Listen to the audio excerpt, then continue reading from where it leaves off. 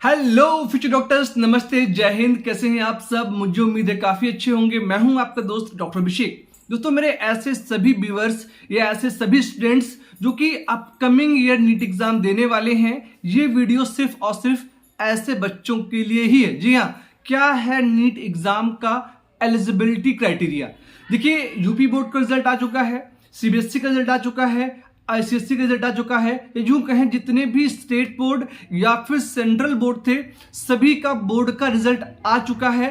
बहुत सारे ऐसे बच्चे हैं जो कि एलिजिबल हैं नीट एग्जाम देने के लिए, और कुछ बच्चे ऐसे भी हैं जो एलिजिबल नहीं हैं। तो क्या है नीट का एलिजिबिलिटी क्राइटेरिया? इस वीडियो में इसी पे हम बात करेंगे और आपके हर एक सवाल का आपको आंसर देंगे। देखिए, सबसे पहले बात करें age criteria. According to NTA या फिर यूं कहें एनटीए जो एनएमसी बन रहा है, अकॉर्डिंग टू एनएमसी नीट का जो एज क्राइटेरिया ये कहता है कि कोई भी स्टूडेंट, वो एक लड़की है या फिर एक लड़का है, अगर वह 17 ईयर का हो चुका है तो वो नीट एग्जाम देने के एलिजिबल हो चुका है। अपर एज लिमिट कोई भी नहीं है, यानी आपकी एज 21 है, 25 है, 30 है, किसी भी एज तक आप सभी नीट एग्जाम दे सकते हैं। और ये एज क्राइटेरिया भी जो रिमूव किया गया था वो हॉनरेबल सुप्रीम कोर्ट के आदेश के बाद रिमूव किया गया था। ठीक है, तो पहली चीज क्या कि आपकी minimum age 17 year, maximum age कोई लिमिट नहीं है। दूसरी बात, 10th के बाद आप 12th में या तो अपियरिंग हो या फिर आपने 10+2 जो है पास आउट कर लिया हो। और 12th में इन 10+2 में आपके जो सब्जेक्ट होने चाहिए वहां पर physics, chemistry, biology with English होनी चाहिए। ये 4 सब्जेक्ट तो कंपलसरी हैं, तभी आप डॉक्टर बन सकते हैं।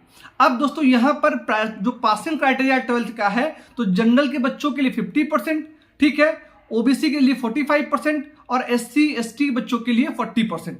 लेकिन एक चीज है, जी हां, फिजिक्स, केमिस्ट्री और बायोलॉजी में कम से कम जनरल के बच्चों के नंबर 50% होना चाहिए। ये इंपॉर्टेंट है। क्या है, कुछ बच्चे हैं जिनके फिजिक्स में नंबर तो 40 हैं, लेकिन केमिस्ट्री में 55 है और बायोलॉजी में 60 है। तो ऐसे बच्चे थोड़ा सा उनको प्रॉब्लम होगी नीट एग्जाम देने के लिए। अगर आपके नंबर, जैसे कोई बच्चा जनरल कैटेगरी का है, फिजिक्स में 50 है, केमिस्ट्री में 51 है, बायोलॉजी में 52 है, तो उस कंडीशन में आप एलिजिबल हो।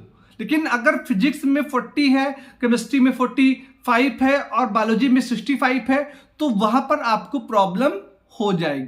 ठीक है, तो ये तो हुआ एजुकेशनल क्राइटेरिया।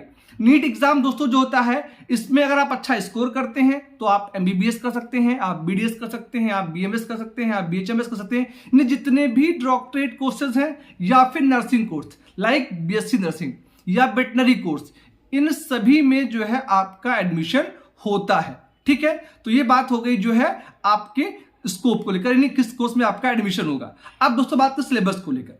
देखिए, एनसीईआरटी का जो सिलेबस है वही सिलेबस आपके नीट एग्जाम का है, यानी कि यूं कहें सिंपल सा कि एनसीईआरटी के क्लास 11th और क्लास 12th की जो बुक है, फिजिक्स की, केमिस्ट्री की और बायोलॉजी की, वही सिलेबस होता है आपकी नीट एग्जाम का। आपको अपने 11th और 12th के बुक्स को ही पढ़ना है, इसमें कि फिजिक्स, केमिस्ट्री और बायोलॉजी, आपको हिंदी या इंग्लिश में इसमें कोई पढ़ने की जरूरत नहीं है। ठीक है, बात की नीट एग्जाम की दोस्तों की किस मोड में होता है, तो नीट एग्जाम आपका ऑफलाइन मोड में होता है, यानी कि पेन और पेपर मोड में नीट एग्जाम कंडक्ट कराया जाता है। ठीक है, अब बात दोस्तों हम कि अगर किसी बच्चे को एमबीबीएस करना है तो फिर उसको कितने नंबर चाहिए। तो अगर कोई बच्चा जनरल कैटेगरी से है तो उसको कम से कम नीट एग्जाम में 600+ स्कोर करना पड़ेगा, तभी उसको एक गवर्नमेंट का एमबीबीएस कॉलेज अलॉट होगा। ठीक है, ओबीसी के बच्चों को कम से कम जो है उनका भी टारगेट 595+ या 600+ ही होना चाहिए। एससी एसटी बच्चों को कम, यानी कि इनका टारगेट 480+ होना चाहिए। ठीक है, तब आपको एक एमबीबीएस सीट मिल सकती है अपकमिंग नीट एग्जाम में। तो इन शॉर्ट मैंने हर उस पहलू पे बात की जो कि आपके नीट एग्जाम के लिए इंपॉर्टेंट है। अब आपको पढ़ाई करना है, अच्छे से एग्जाम देना है। अगर आप मेरी बताई गई क्राइटेरियाज को फॉलो करते हैं तो आसानी से आप नीट एग्जाम दे सकते हैं। ना सिर्फ एग्जाम दे सकते हैं, अच्छा स्कोर कर कर आप एक गवर्नमेंट एमबीबीएस कॉलेज से MBBS भी कर सकते हैं।